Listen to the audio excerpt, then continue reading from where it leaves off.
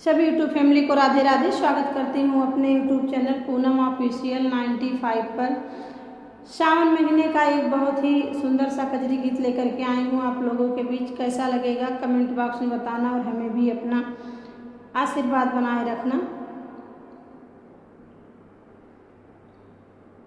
देवरा मान न लेता हो, देवरा मान न लेता हमरो कहनवा बा, नैहर में परनवा बाय नाय। देवरा मान न लेता हमरो कहनवा बाय, नैहर में परनवा बाय नाय।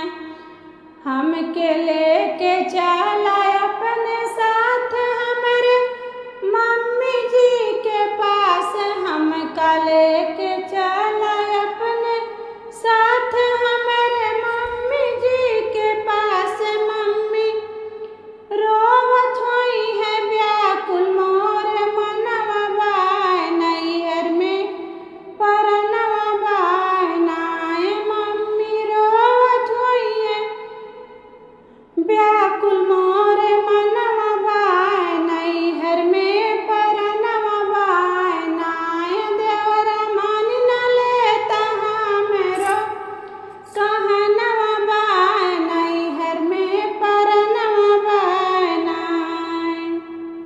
देवरा माना हमारी बात हमके छोड़ा भाभी के पास। देवरा माना हमारी बात हमका छोड़ा भाभी के पास। भाभी सोचत होई है ननदी मोर ससुरवा बाय, नैहर में परनवा बाय नाय। भाभी सोचत होई है ननदी मोर ससुरवा बाय, नैहर में परनवा बाय नाय। देवरा मान न लेता हमरो कहनवा बाय, नैहर में परनवा बाय नाय।